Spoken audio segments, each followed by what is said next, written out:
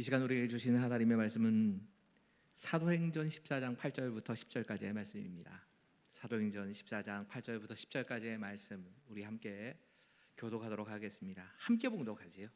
오늘 본문을 같이 봉독하겠습니다. 한 목소리로 봉독하겠습니다. 시작. 루스드라에 발을 쓰지 못하는 한 사람이 앉아 있는데 걷지 못하게 되어 걸어본 적이 없는 자라. 바울이 말하는 것을 듣거늘 바울이 주목하여 구원받을 만한 믿음이 그에게 있는 것을 보고 큰 소리로 이르되 내 발로 바로 일어서라 하니 그 사람이 일어나 걷는지라. 아멘. 기도하시죠. 하나님, 지금 이 시간 루스드라에서 있었던 바울을 통하여 이루신 이 기적의 이야기를 통하여서 우리에게 하나님께서 주시는 이 구원을 얻는 믿음이 있는가를 확인하는 시간 될 수 있도록 주님 도와주시옵소서. 이 말씀 가운데 함께 하시고 말씀을 통하여 하나님의 뜻을 바르게 계시하여 주시고 그 말씀을 바르게 알아들을 수 있도록 우리의 마음의 문도 열어주시기를 구하며 예수님의 이름으로 감사하며 기도하옵나이다. 아멘. 사도행전 14장은 사도 바울과 바나바가 이고니온과 이 루가오니아라고 하는 지역의 두 성인 루스드라와 더베성에서 전도를 하는 이야기로 주로 구성이 되어 있습니다.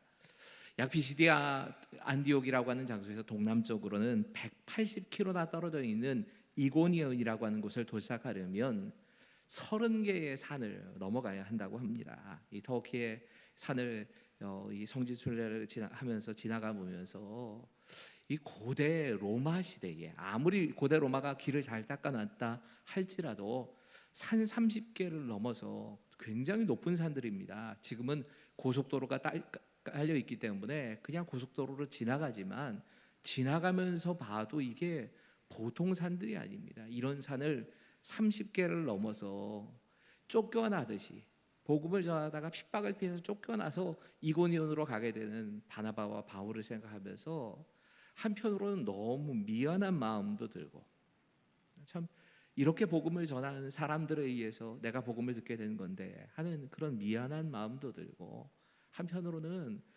왠지 모를 그 서러움 같은 것이 차올라와서 한참 울었던 기억이 납니다. 이 이고니온이라고 하는 장소는 지금 터키 지역에서는 코니아라고 불리고 있습니다. 인구가 한 60만 정도가 살고 있는 도시인데, 이 도시의 신시가지 60만이 살고 있는 신시가지나 또 구도심 약 한 3만 정도가 거기 살고 있다고 합니다. 여기 어디를 가봐도 복음이 전해졌다는 흔적이 없습니다. 사도 바울이 복음을 전했던 그 흔적들이 남아있지 않습니다. 원래는 역사적으로 보면 기독교를 공인한 콘스탄티누스 대제의 어머니인 헬레나가 굉장히 특별한 아주 신실한 믿음을 가진 사람이었답니다.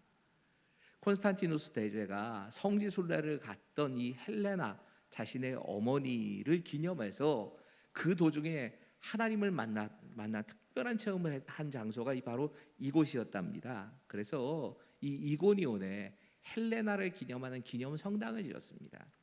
한 1000년의 시간이 흐르는 동안에 완전히 헬레나를 기념하는 이 성당 자체가 허물어져 있다가 겨우겨우 복원을 해서 지금은 쓰레기 더미만 남아있던 그 내부를 다 청소하고 이렇게 좀 아름다운 모습으로 단장이 되어 있어서 이렇게 잠깐 들러봤던 기억이 있습니다. 이 여기를 제외하고는 이고니온에 복음을 전하는 흔적 자체가 남아있지 않습니다. 이곳 이고니온에 찾아왔을 때도 유대인들이 다시 사도 바울에게 반대해서 복음을 거부합니다. 복음을 거부하는 정도가 아니라 주변의 이방인들과 그리고 관리들의 충동질에서는 사도 바울과 바나바에게 핍박을 가해옵니다. 그리고 이 핍박을 피해서 어쩔 수 없이 이고니온을 떠나서 루스드라 약 이 45km 정도가 또 떨어져 있습니다. 루스드라라고 하는 작은 도시로 가게 되는 겁니다. 이고니온은 교통의 중심지이고 군사적으로도 비시디아 안디옥보다 훨씬 더 중요한 아주 요충지 가운데 하나입니다. 나중에 이 셀주크 투르크라고 하는 나라가 이 터키 지역을 다스리던 그 무렵에 이 이고니온이 셀주크 투르크의 수도가 됐을 만큼 아주 중요한 장소입니다. 하지만 루스드라는 그렇게 큰 도시는 아니었던 것 같습니다. 루스드라에 도착했을 때 복음을 전하는 그 장면이 다른 곳과는 좀 다르다는 걸 알 수 있습니다. 보통 바나바와 바울은 이 회당을 중심으로 해서 안식일에 회당에 유대인들에게 먼저 복음을 전했습니다. 근데 루스드라에선 그런 이야기가 없습니다. 왜 그랬을까? 아마도 대부분의 성경학자들이 추측을 하는 것은 루스드라라고 하는 도시가 너무 작은 도시였고 유대인들이 정말 소수만 있어서 아주 소수의 유대인들만 있다 보니까 회당이 없었을 것이다. 그래서 회당에서 복음을 전하지 못하고 야외에서 복음을 전했을 것이다. 이렇게 추측을 합니다. 실제로 이 루스드라라고 하는 장소는 고대 로마의 군인들이 은퇴를 한 후에 은퇴한 퇴역 군인들을 중심으로 해서 세운 도시입니다. 그러니까 로마인들은 많지만 유대인들은 극소수였을 가능성이 많이 있습니다. 그러니까 이곳에서 복음을 전하려고 할 때에 회당에서 전하고 싶어도 전할 수가 없었을 겁니다. 아니 어쩌면 그런 도시를 찾아왔는지도 모릅니다. 유대인의 핍박이 너무 계속되었기 때문에 사도 바울과 바나바가 유대인들이 없는 곳에서 복음을 전하기 위해서 루스드라에 왔는지도 모릅니다. 이렇게 복음을 전하고 있을 때에 태어나면서부터 다리를 쓰지 못하는 장애인 한 사람이 바울이 말씀을 전하는데 그 코앞에 와서 계속 말씀을 잘 듣고 있는 겁니다.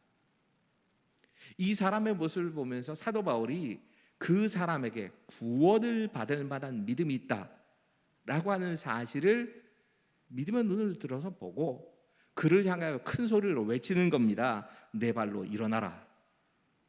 그리고 이 선포가 떨어지자마자 이 사람이 태어나면서부터 안진뱅이인데 한 번도 일어서 본 일이 없는 이 사람이 자리를 털고 일어나 버린 겁니다. 여러분 지금 이 이야기가 어디선가 많이 들어본 이야기처럼 들리지 않으십니까? 두 사람이 함께 가다가 예수의 이름으로 자리를 털고 일어나게 하는 사건이 한 번 더 있지요. 사도행전 3장에 한 번 더 있습니다. 사도 베드로와 요한이 성전 미문에 앉아있던 안진뱅이, 그 사람도 사정은 똑같았습니다. 그 안진뱅이를 일으킨 사건과 너무 비슷한 사건이 지금 일어난 겁니다. 여러분 우리가 성경을 읽을 때마다 반드시 꼭 생각해 봐야 될 사실 한 가지가 있습니다. 그건 성경이 우리 일상에서 일어나는 모든 이야기를 다 전해주고 있는 거 아니라는 겁니다. 예수님의 생애를 전하면서도 요한이 그렇게 말씀하지요. 만약에라도 예수님께서 하신 공생의 일들을 다 적으려고 했다면, 그렇다면 이 성경 몇 권 가지고는 부족했을 것이다. 성경은 하나님께서 생각하시기에 이 사건이 정말 특별한 일이다, 이렇게 인정이 되어야만 기록이 되는 겁니다. 그런 사건만 기록이 되는 겁니다. 저는 사도 베드로나 혹은 사도 바울이 지금 이런 기적 외에도 더 많은 기적들을 일으켰다, 저는 그렇게 믿습니다. 하지만 그 모든 기적이 다 기록되고 있는 거 아닙니다. 그 중에서도 우리가 교훈을 얻을 수 있는 그런 기적들, 이런 것들만 특별히 기록해 두셨다, 저는 이렇게 믿습니다. 그렇기 때문에 지금 이 병을 고쳐주신 사건에는 우리가 생각하는 것보다 특별한 의미가 담겨 있다는 얘기입니다. 여러분 오늘은 이 두 사건을 좀 비교하면서, 예를 들면 이 베드로가 일으켰던 이 안진뱅이를 일으키는 사건과 그리고 사도 바울이 일으킨 이 사도 바울을 통해서 안진뱅이가 일어난 이 사건을 비교해 보면서 공통점도 있고 차이점도 있기 때문에 이것을 통해서 하나님께서 우리에게 주시려는 메시지가 뭔가, 특별히 구원을 얻을 만한 믿음이라고 하는 그 측면을 좀 중심으로 해서 이 말씀을 생각해 보려고 합니다. 우리가 먼저 깊이 생각해 봐야 될 메시지가 하나 있습니다. 같이 읽겠습니다. 시작. 내가 나를 드리려고 할 필요 없습니다. 하나님이 나를 인정해 주시면 하나님이 나를 높여 주십니다. 여러분 사도 바울은 자신을 사도로 인정하지 않는 사람들 때문에 굉장히 큰 마음고생을 한 사람입니다. 사도 바울의 사도권을 인정을 하지 않았습니다. 그런데 하나님께서 베드로가 했던 그 똑같은 기적을 사도 바울이 하게 하시는 겁니다. 여러분, 이 일을 통해서 하나님이 드러내려고 하시는 메시지 가운데 하나는 이겁니다. 사도 바울이나 사도 베드로나 그들이 전하고 있는 메시지는 같은 것이고, 그들이 복음을 전하는 그 사역이 베드로가 사도인 것처럼 사도 바울도 사도이다 라고 하는 사실에 대해서 사도로 바울을 불러주셨다고 하는 것을 확실하게 증명을 하시는 겁니다. 여러분, 우리가 자꾸 나를 높이고 싶어 합니다. 근데 나를 높이기 위해서 애쓸 필요가 없습니다. 나는 낮아져도 됩니다. 하나님이 높이시는 겁니다. 내가 스스로 애쓰면서 그렇게 높일 필요가 없다는 겁니다. 여러분들, 오늘 본문에서 우리가 첫 번째로 찾아야 될 메시지가 바로 이 부분입니다. 진짜 내가 할 일은 하나님께서 내게 맡기신 그 사명을 감당하는 일, 그 일에만 최선을 다하면 되는 겁니다. 하나님의 뜻에 나를 맞추는 일이 내가 할 일입니다. 그리고 그 나머지의 결과들은 하나님이 이루어 가십니다. 이 3장의 사건과 14장의 사건에 이렇게 공통점도 있고 다른 점들도 좀 있습니다. 그래서 오늘 이 공통점과 다른 점들을 좀 같이 묵상하면서, 특별히 사도 바울이 오늘 특별한 표현을 하고 있기 때문에 구원을 받을 만한 믿음이 과연 무엇인가 하는 것을 좀 묵상해 보려고 합니다. 여러분, 오늘 본문 9절에서 사도 바울은 구원을 받을 만한 믿음이 그에게 있었다 이렇게 말씀합니다. 근데 여기 사용되는 구원이라고 하는 단어, 헬라어가 소조라는 단어입니다. 이거 보통은 죄사함이나 또 영생으로의 구원이란 말로 번역이 됩니다. 주로 그렇게 번역이 됩니다. 그런데 이렇게 사용될 때는 대표적인 게 예수님의 이름이 구원이시다 할 때 이 소조라는 단어를 씁니다. 근데 다른 의미도 있습니다. 어떤 다른 의미가 있느냐? 병을 고치다 라는 뜻도 있습니다. 이런 두 가지 뜻이 다 있습니다. 그래서 성경학자들이 이 본문의 해석을 두 가지로 나눠서 합니다. 여기에 이걸 구원이란 말로 해석을 하기보다는 병을 고친다는 뜻으로 해석을 해야 되지 않느냐, 병 고침을 받을 만한 믿음이 그에게 있었다 이렇게 해석을 해야 되지 않느냐, 이런 주장을 하는 사람들이 있습니다. 그래서 가끔 어떤 영어 성경을 읽다 보면 여기 구원이란 표현을 healing, 치료, 치유라는 표현으로 번역을 해놓은 성경들이 있습니다. 낫게 하셨다, 낫게 했다 이렇게 표현을 한 겁니다. 분명히 이 사람이 나면서부터 걷지 못하던 이 사람이 치유함을 받은 것이 사실입니다. 그렇기 때문에 이 사람 안에 있었던 믿음이 병 고침을 받을 수 있다는 믿음이라고 해석하는 것도 분명히 일리는 있습니다. 그렇게 해석할 수 있습니다. 근데 다시 한번 좀 생각을 해봐야 합니다. 이 사람 안에 있었던 믿음이 과연 내가 믿음을 갖고 있으면 병 고침을 받을 수 있다는 그 믿음이었는가? 하나님이 나를 병 고쳐주실 것이라는 믿음이었을까? 아니면 예수 그리스도를 믿음으로 구원에 이르는 그 복음을 믿는 믿음이었을까? 저는 이 믿음은 복음을 믿는 믿음이었다고 생각합니다. 여러분, 사도 바울은 이전과 똑같이 이곳에서도 복음을 선포했습니다. 사도 바울의 메시지의 중심은 예수 그리스도의 십자가를 통해서 우리에게 주어지는 그 하나님의 의, 그 복음이었습니다. 예수님을 받아들이는 사람에게, 예수님 영접하는 사람에게 주어지는 그 복음에 대해서, 그 구원의 은혜에 대해서 사도 바울은 선포했을 겁니다.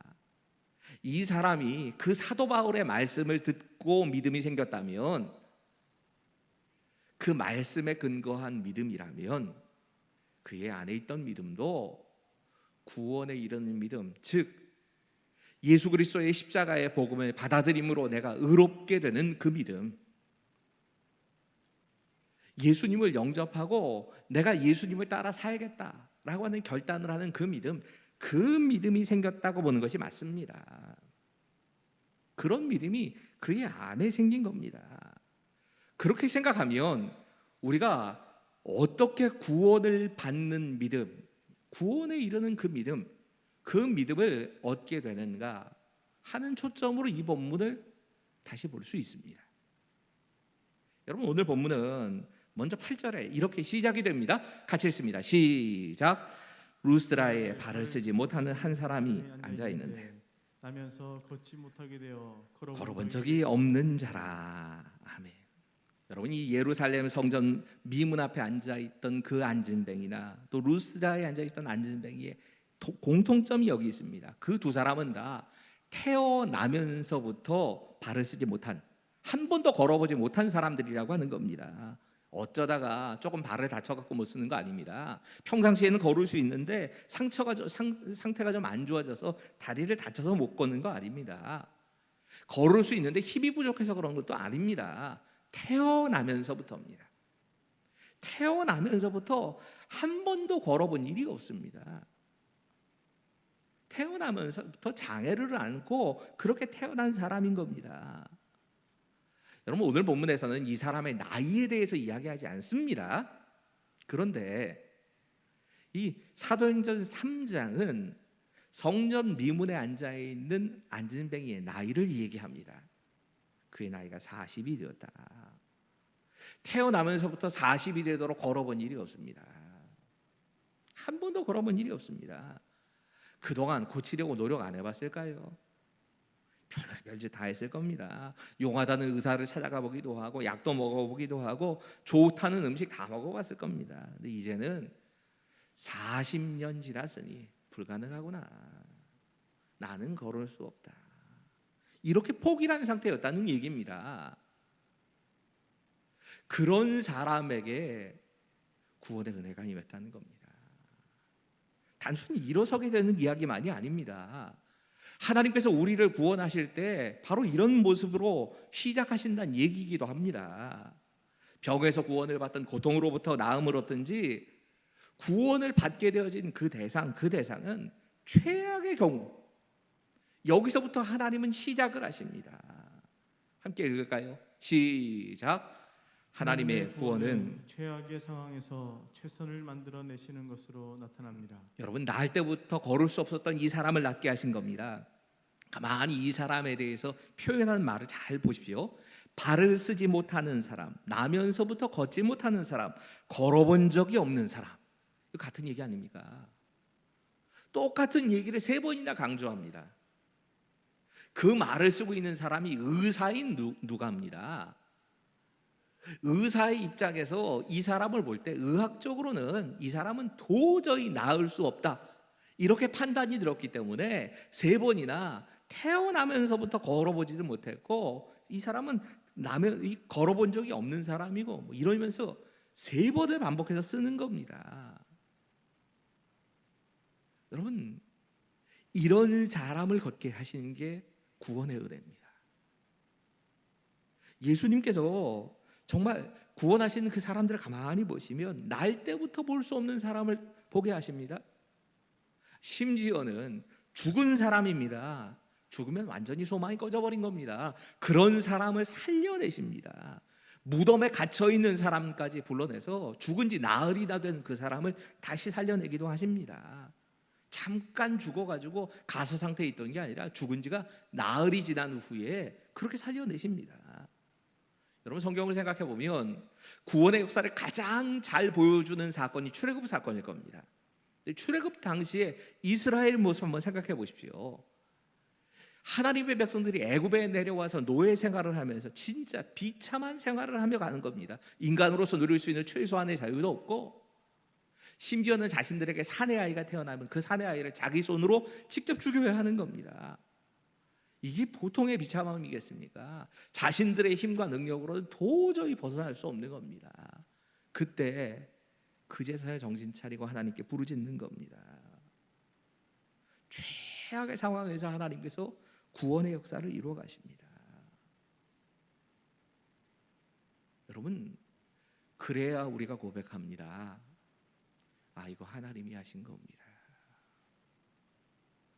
왜 우리를 최악의 상황에서 구원하시느냐? 이유는 딱 한 가지입니다. 내가 하는 것 아니라는 겁니다. 우리도 다르지 않습니다. 하나님께서 왜 이런 모습만 계속 보여주시느냐? 우리가 구원에 있어서는 조금의 가능성도 없었다는 겁니다. 내가 인정하든 인정하지 않든 나는 태어나면서부터 죄악의 습성에 아예 그냥 몸에 배어서 태어난 겁니다. 본질적으로 나는 죄악 덩어리입니다. 하나님 앞에서 선한 일을 할 수가 없습니다. 내 나름대로 아무리 선하다고 해도 하나님 앞에서는 그게 선으로 인정될 만한 그런 선한 일을 나는 할 수가 없는 존재입니다. 스스로는 의로워질 수 없는 겁니다. 오죽하면 그런 우리 인간의 상태를 죽었다고 말씀하겠습니까? 우리의 영혼은 죽은 겁니다. 죽을 수밖에 없는 게 아닙니다. 죽은 겁니다. 이미 죽어서 땅에 묻혀서 하나님 앞에서는 아무런 소망도 없는, 스스로를 돌아봐도 불가능하고 나 자신도 나에 대해서 포기한 상태, 그런 상태에 하나님께서 우리에게 구원의 은혜를 허락하신 겁니다. 이것이 구원의 출발점입니다. 오늘 본문 9절 계속 좀 읽어가지고 함께 읽겠습니다. 시작.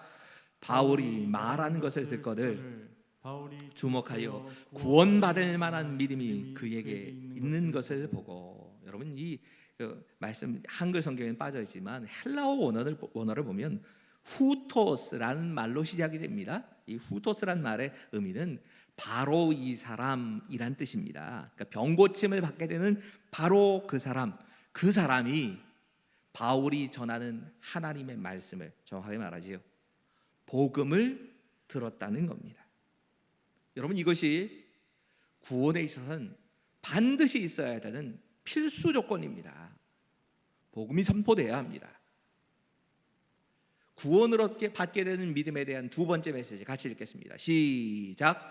예수 그리스도의 십자가의 복음과 그 복음을 믿음으로 의롭게 된다는 말씀이 선포될 때 구원에 이르는 믿음이 우리에게 주어집니다. 여러분, 우리가 복음, 정말 하나님의 은혜로 구원에 이르게 된다라고 하는 이 은혜의 복음이 선포되고 그 복음에 대해서 내가 믿음으로 받아들이면, 그러면 그때 우리는 구원의 자리로 이르게 됩니다.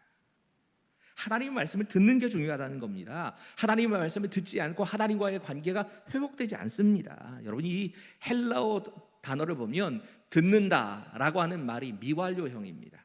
뭐 이런 무슨 시제 같은 거 미완료형 뭐 이런 걸 굳이 내가 알아야 돼 싶으시겠지만 이건 중요합니다. 왜냐하면 이 미완료형이란 말은 그냥 건성으로 듣는 게 아니라 듣는데 계속해서, 잠깐 듣는 거 아닙니다. 처음부터 끝까지 온 마음을 기울이고 집중해서 경청했다는 말입니다. 이것이 구원을 얻는 믿음으로 그를 이끌고 간 겁니다. 십자가의 복음이 바르게 선포되고 그 말씀이 내가 온 마음으로 내가 모든 것을 다 집중해서 그 말씀을 받아들일 때 우린 구원에 이르는 믿음에 이르게 된다는 겁니다. 가만히 생각해 보면 이것도 하나님 은혜입니다. 여러분, 요즘 사실 제가 요즘처럼 설교 듣기 좋은, 설교 들을 기회가 많은 때가 별로 없습니다. 요즘 유튜브만 해도 제가 뭐 찾아서 듣는 설교들만 해도 뭐 한두 개가 아니니까요. 저는 설교 듣는 거 굉장히 좋아합니다. 다른 목사님들의 설교 참 자주 듣습니다. 유명한 목사님들만 듣는 게 아니라 여러분이 생각하지 못하는 그냥 별로 유명하지 않은 목사님들 설교도 일부러 이 홈페이지가 갖춰졌으면 그 목사님들 설교를 일부러 찾아서 듣습니다. 제가 개인적으로 그냥 안면이라도 알고 있고 좋아한다 뭐 이러면 그냥 찾아서 듣습니다. 요즘은 유튜브 때문에 대부분 다 각각의 교회마다 이렇게 그 설교들이 나오더라고요. 설교를 참 많이 찾아 듣게 됩니다. 가뜩이나 많이 듣는 데다가 요즘은 더 많이 듣게 됩니다. 그런데 이렇게 설교를 듣다 보니까 확실하게 한 가지 알게 된 게 있습니다. 이 모이지를 못해서 진짜 다른 분들의 설교를 제가 더 많이 듣다 보니까 의외로 예수 그리스도의 십자가의 복음을 전하는 분들이 많지 않습니다. 정말 놀랐습니다. 예수 그리스도로 인하여서 죄의 사함을 얻게 되는 복음, 오직 구원은 예수 그리스도의 십자가의 복음을 믿음으로만 주어진다는 그 복음을 그대로 전하는 목사님들이 생각보다 많지 않던데요. 잘 선포가 안 되는 겁니다. 실제로 그 복음을 들을 교회가 우리가 그렇게 많은 게 아닌 겁니다. 그럼 지금 이 루스드라에서 복음을 들은 사람의 이야기를 같이 묵상해봐도 마찬가지입니다. 여러분, 만약에라도 이 루스드라라고 하는 장소가 유대인들이 많이 사는 곳이었다면, 여러분, 유대인들 성년 남자가 몇 명 이상만 되면 회당을 만들게 되어 있습니다. 회당이 있었을 겁니다. 회당이 있기만 했다면 그 루스드라의 그 사람들에게 복음을 전할 때 회당에서 먼저 전했을 겁니다. 사도 바울 당연히 그랬을 겁니다. 그랬다면 장애인들에 대해서 차별이 그 어떤 민족보다 심각했던 유대인들, 그 유대인들이 이방인 이 남자를 회당에 들여놨을 리가 없습니다. 들을 기회가 없었을 겁니다. 유대인들 장애인은 하나님으로부터 무슨 징벌을 받아서 장애를 갖는다라고 생각하는 사람들이기 때문에 회당에 저주받은 사람들이라고 장애인들을 들여놓지도 않았습니다. 근데 만약에라도 회당이 있었다면 복음 들을 기회 자체가 없는 겁니다. 그런데 유대인들에 의해서 갖은 핍박을 계속 당했기 때문이기도 할 거고, 또 아마도 이 유대인들이 많이 살지 않는 소도시였기 때문에 루스드라에서는 다른 많은 사람들이 들을 수 있게 야외에서 복음을 전한 겁니다. 그리고 그 자리에 태어나면서부터 걸어본 일이 없는 사람, 그 사람이 앉아있던 그 자리에 와서 복음이 전해졌기 때문에 이 사람에게 복음을 들을 수 있는 기회가 주어진 겁니다. 여러분, 우리가 자꾸 초점을 내가 복음을 집중해서 들었다는 것에, 마치 그것이 나의 공로인 것처럼, 그래서 내가 구원에 이르는 것처럼 착각하게 되는 경우가 많습니다. 아닙니다. 복음이 우리에게 바르게 선포된다는 것도 은혜고, 그리고 내가 그 복음에 마음의 문을 열고 그 복음을 받아들이게 된 것도, 그래서 구원에 이르는 믿음에 이르게 된 것도 하나님의 은혜입니다. 오늘 본문 마지막 절은 이 복음을 받아들이는 사람의 마지막 모습을 이렇게 기록하고 있습니다. 10절입니다. 같이 읽습니다. 시작. 큰 소리로 이르되 내 발로 바로 일어서라 하니 그 사람이 일어나 걷는지라. 진짜 기가 막힌 일이 벌어진 겁니다. 태어나서는 한 번도 발로 걸어본 일이 없는 사람이 사도 바울이 큰 소리로 그에게 구원에 이르는 믿음이 있는 걸 보고 내 발로 일어서라, 그러자 일어서기만 하는 게 아니라 일어나서 거기까지 하는 겁니다. 여러분, 이게 본문의 마지막 메시지인 그래서 바로 여기 있습니다. 같이 읽으세요. 시작. 하나님 말씀에 순종하여 일어서야 합니다. 이것이 구원을 받은 만한 믿음의 결과입니다. 여러분, 구원을 얻는 믿음의 결과는 말씀에 대한 순종으로 나타난다는 겁니다. 먼저 좀 생각해 보셔야 될 게 있습니다. 우리가 너무나 많은 경우에 예수 그리스도를 통한 죄 사함과 영원한 생명에 대한 믿음, 이 믿음에 대해서 주목하기보다는 이걸 특별히 이 사람의 믿음에다 초점을 맞추고 이 본문을 해석하는 경우가 많이 있습니다. 이렇게 해석할 때가 참 많이 있습니다. 우리가 병 낫기를 위해서 기도할 때에 병든 사람에게 믿음이 있는가 없는가, 그 사람에게 믿음이 있어야 구원을 얻는다 하는 얘기를 너무너무 많이 들어왔습니다. 그런데 초점은 거기로 가면 안 됩니다. 여러분, 이 사람에게 있던 믿음은 병을 낫기 위해서만 작용하는 믿음이 아니고요. 그보다 먼저 예수 그리스도의 십자가의 복음에 대한 믿음, 그 영원한 생명을 얻게 되어지는 그 믿음을 그가 가졌던 겁니다. 그런 그 사람에게 하나님이 진짜 살아계시다 하는 것을 보여주시기 위해서 특별한 선물로 믿음을 주신 겁니다. 이 병을 낫게 하는 일들을, 기적을 주신 겁니다. 우리가 믿음, 우리에게 있는 믿음을 강조하다가 이렇게 오류에 빠질 때가 많습니다. 그래서 사도행전 3장과 같이 비교해 보셔야 합니다. 사도 바울은 그 사람에게 구원을 얻을 만한 믿음이 분명히 있다 하는 사실을 보고 그에게 내가 내 믿음을 봤다, 그리고 자리에서 일어나라 라고 선포한 겁니다. 하지만 사도행전 3장에 베드로는 태어나면서부터 40년 동안이나 걸어본 일이 없는 그 사람을 일으킬 때 그 사람을 주목하여 보고 그 사람 안에 있는 믿음이 있는가 없는가 보지 않고요, 그냥 일어나라고 말합니다. 그 사람에게 믿음 없었습니다. 사도행전 3장은 그 사람이 베드로와 요한을 주목해 본 이유를 이렇게 설명합니다.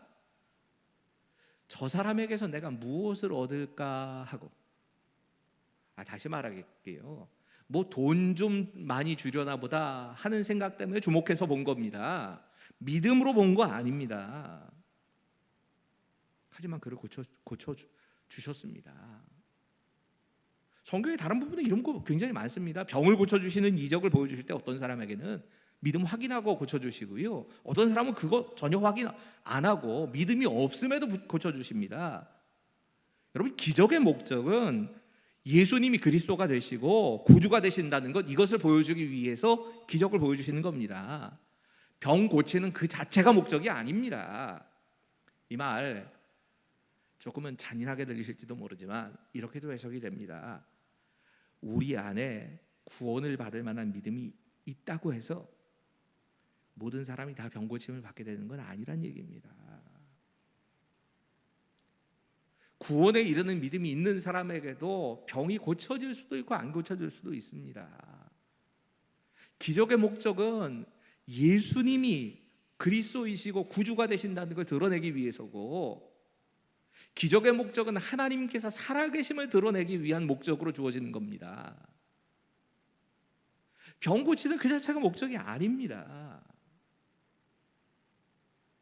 이 구원을 받을 만한 믿음, 이 믿음에 대해서 생각하면서 그러니까 나도 다 낫게 될 거야 이렇게 적용하시면 안 됩니다. 오히려 이 말씀을 적용하실 때는 내 안에 구원을 받을 만한 믿음이 있는가 없는가, 이걸 확인하는 말씀으로 받아들이셔야 합니다. 많은 사람들이 하나님께서 선물로 주시는 이 믿음이 나에게 당연히 있다고 생각을 합니다.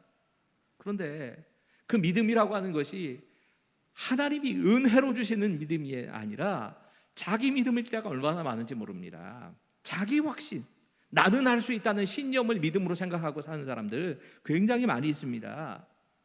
이 세상에서 행복하게 사는 것, 이것이 마치 신앙인 것처럼 그렇게 생각하고 사는 사람들 많이 있습니다. 형식적으로 교회는 늘 다니고 11조도 하고 늘 출석 잘하고 예배를 잘 드리니까 그러니까 나에게 믿음이 있는 거지. 하지만 실제로 구원에 이르는 믿음, 예수 그리스도의 십자가의 복음에 대해서 진짜 내가 받아들이고 은혜로 구원에 이르게 되어지는 이 믿음이 없는 사람들 우리 중에도 많이 있을 겁니다. 나의 공로가 아니라, 나의 노력이 아니라 오직 은혜로 하나님께서 주신 그 오직 믿음으로 그렇게 구원에 이르게 된다는 그 믿음이 나에게 있는가, 우리 점검해 봐야 합니다. 설교 준비하면서, 이게 설교 준비하는 과정에 이 100주년 기념교회를 담임하시는 이재철 목사님의 책 사도행전 속으로, 이게 꽤 길게 나왔습니다. 8권째의 이 본문이 들어있는데, 이 사도행전 속으로라고 하는 책을 같이 좀 읽어봤습니다. 이 책에 이재철 목사님이 독일의 종교사 학자인 요아힘 바흐라고 하는 분이 쓰신 신앙 경험의 본질이라고 하는 것을 소개하시면서 결론적으로 그 사람의 이 신앙의 경험이라고 하는 것이 어떤 것이다라고 하는 걸 쭉 소개하면서 쓰신 이 마지막 결론과 같은 내용을 좀 소개하고 싶습니다. 이렇게 말씀하시던데요. 하나님을 만난 인간의 참된 믿음은 어떤 형태로든 외적으로 표출되기 마련입니다. 그래서 믿음은 눈에 보이지 않을 수 없습니다. 여러분, 하나님 만나면 우리가 하나님을 만났다는 증거가 바깥에 외적으로 표출이 된다는 겁니다. 처음부터 보여주기 위함을 목적으로 삼는 믿음은 위선일 뿐이지만 하나님을 인격적으로 만난 사람의 참된 신앙은 결과적으로 사람의 눈에 보일 수밖에 없습니다. 여러분, 일부러 보여주기 위한 믿음 잘못된 겁니다. 하지만 진짜 믿음은 결국엔 사람의 눈에도 보이게 되어 있다는 겁니다. 그러면 도대체 우리가 하나님을 만난 그 증거가 어떻게 표현이 됩니까? 내가 진짜 하나님을 만났다고 하는 증거가 어디에 있습니까? 그건 하나님 말씀에 대한 순종이라는 결과물로 나타나게 되는 겁니다. 오늘 이 사람의 경우를 한번 생각해 보십시오. 지금 이 사람은 나면서부터 한 번도 걸어본 일이 없습니다. 일어서 본 일이 없습니다. 그런데 뜻밖의 말씀이 나에게 구원을 주시는 그 예수 그리스도의 십자가의 복음을 듣고 내가 믿음이 생겼는데 그 믿음을 생기게 했던 그 설교자의 입에서부터 튀어나오는 겁니다. 자리를 들고 일어서라. 여러분, 태어나면서부터 한 번도 걸어본 일이 없습니다. 몇 년이나 그런 생활을 해왔는지 모르겠지만 이 사람이라고 해서 안 일어서려고 했을까요? 일어서려고 할 때마다 넘어지고 다치는 걸 수없이 경험했을 겁니다. 더더군다나 수없이 많은 사람들이 그 자리에 같이 있었을 겁니다. 이렇게 일어서려고 애를 쓰다가 넘어지면 정말 그 창피해서 죽는다 그러죠. 젊은 친구들이 가끔 이렇게 실수로 넘어지면 다른 사람들 다 가라고 그러잖아요. 쪽팔려서 죽겠다고. 그런 상황이 벌어지는 겁니다. 정말 뒷감당이 안 될 겁니다. 근데 한 번도 나는 경험해 본 일이 없지만 지금 나에게 복음을 전해준 그 사람의 입에서 나오는 그 말씀을 자기에게 주시는 하나님 말씀으로 받아들인 겁니다. 그리고 한 번도 시도해보지 않은 일을 하는 겁니다. 모든 사람이 보는 자리에서 자리를 털고 일어섭니다. 일어서기만 한 것이 아니라 그는 그 자리에서 일어서서 걷게 되었습니다. 여러분, 병원에 가면 의사가 처방전을 줍니다. 가벼운 질병 대부분은요, 이 의사가 처방에 따라서 이렇게 처방전 씌워주면 그거 그대로 따라서 행동하면 대부분 다 낫습니다. 대부분 그렇게 해서 낫습니다. 그런데 아주 가벼운 질병이라고 해도 의사가 해주는 그 처방전이 아니라 자기 마음대로 그 약을 먹었다 안 먹었다, 그 오용이나 남용을 하게 되면 낫지를 않거나 아니 오히려 더 심해지는 경우도 있습니다. 사실 의사가 내리는 이 처방전이라고 하는 게 우리가 보기엔 별거 아닌 것처럼 보입니다. 아니 뭐 그 정도는 나도 알겠다. 근데 사실은 의사가 그 환자의 상태나 병의 종류나 또 그리고 오랜 경험을 통해서 이런 환자에겐 이 정도의 약을 써야 돼라고 하는 그 모든 의사로서의 경험을 다 포함해서 부작용을 가장 적게 하는 그런 약을 처방을 해주는 겁니다. 전문적인 지식이 담겨 있고 축적된 경험이 다 담겨 있는 것이 처방전입니다. 그런데 어떤 사람들은요, 저도 종종 그럽니다. 의사는 한 알 먹으라 하는데 자기 멋대로 빨리 낫겠다고 3알 먹습니다. 꼭 탈이 나지요. 3배의 효과를 볼 것 같아서 그렇게 3알 먹는 겁니다. 근데 그러면 꼭 문제가 생깁니다. 부작용이 커집니다. 요즘 이 병 앓고 계신 분들이 굉장히 많다고 알고 있습니다. 우울증 같은 병들, 이 코로나 블루라고 해서 지금은 뭐 전 국민의 몇십 %가 이 우울증에 빠져 있다라고 하는 통계가 나와서 참 안타까운데, 여러분 이 우울증 같은 경우는 의사가 처방해 주는 대로 약만 잘 먹으면 거의 완치됩니다. 근데 이 약을 먹는다고 나한테 무슨 소용이 있겠어? 하는 생각으로 안 먹습니다. 또 이 약 내가 없이도 충분히 이겨낼 수 있어. 그리고서 또 안 먹습니다. 또 먹을 때는 또 왕창 먹지요. 자기 스스로 다 나았다 그러고 자가 진단을 내리고 결국엔 그 우울증을 이기지 못한 경우들이 얼마나 많습니까? 여러분, 구원을 받은 우리에게 성경이라는 처방전이 있습니다. 예수 그리스도라고 하는 정말 우리에게 딱 붙여주신 성령님이란 이름으로 붙어 계시는 의사가 우리 곁에 계신 겁니다. 성령이라고 하는 처방전을 성령님이라고 불리시는 그 의사 선생님을 통해서 우리에게 처방전이 따라온다면, 그 말씀에 순종하면, 그 말씀을 나의 삶에 적용하면 하나님이 우리의 삶에 역사하십니다. 우리가 진짜 구원을 받은 믿음이 있는가 없는가에 대한 증거는 하나님 말씀에 순종하고 하나님의 말씀에 순종해서 우리의 삶에 나타나는 하나님의 역사하심을 통해 얻게 되는 겁니다. 여러분, 오늘 좀 기도하실 텐데요, 말씀의 빛에 나를 비춰보면서 좀 기도합시다. 나에게는 구원을 받은 마땅한 믿음이 진짜 있는가? 나에게 있는 어떤 가능성을 믿는 거 아닙니다. 최악의 상황입니다. 내 힘으로는 안 됩니다. 그 최악의 상황에서도 최선을 만들어 가시는 하나님, 나는 알 수 없지만 일하시는 그 하나님, 그 하나님을 내가 정말 믿음으로 받아들이고 있는가? 구원의 은혜에 대해서 나는 믿음으로 받아들이고 살고 있는가 점검해 봅시다. 나에게는 하나님의 말씀을 나에게 주시는 하나님 말씀으로 받아들이는 믿음이 있는가? 그 말씀에 정말 집중하는 믿음이 있는가? 나의 의가 아니라 예수 그리스도의 십자가의 복음을 받아들이는 그 사람에게 주어지는 하나님의 의, 그것을 나는 믿음으로 받아들이고 살고 있는가? 여러분, 점검하면서 이 말씀 붙잡고 좀 같이 기도하겠습니다. 같이 말씀 붙잡고 기도하시고 이어서 우리 좀 나라를 위해서 또 다른 여러 가지 기도 좀 가지고 같이 기도하겠습니다. 우리 함께 나 자신을, 우리 자신의 믿음을 다시 한번 점검하는 기도 같이 드리겠습니다. 같이 기도하시겠습니다. 아버지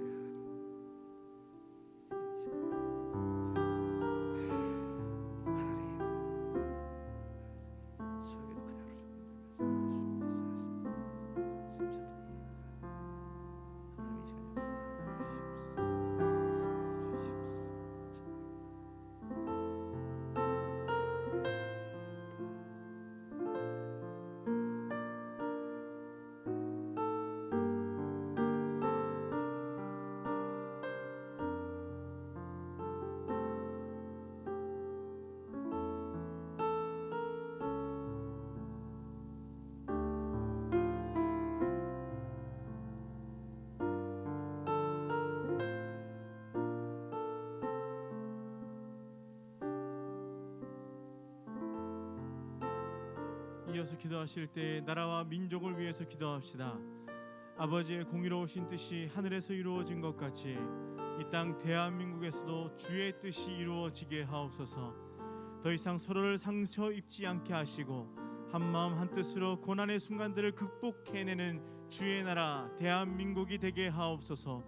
코로나19가 속히 종결되어 기쁨으로 주를 찾는 나라와 민족이 되게 하옵소서. 다 같이 기도하겠습니다.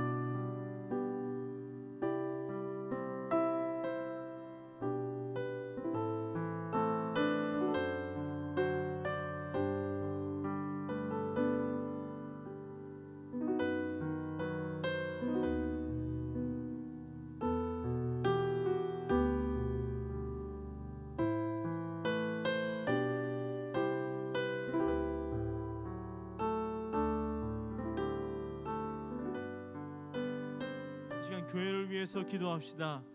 온라인 예배를 드리는 모든 분들이 믿음을 잃어버리지 않고 각자의 자리에서 예배자의 모습으로 살아가게 하옵소서.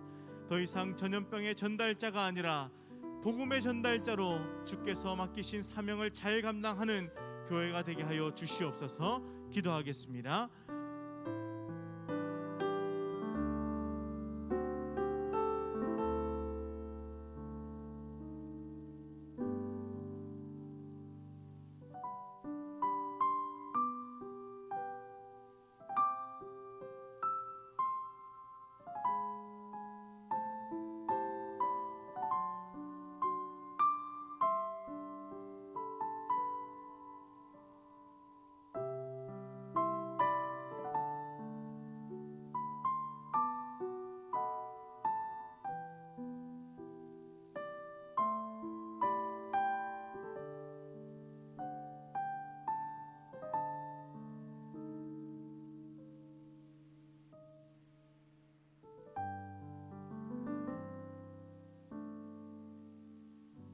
이어서 교단 총회를 위해서 기도합시다.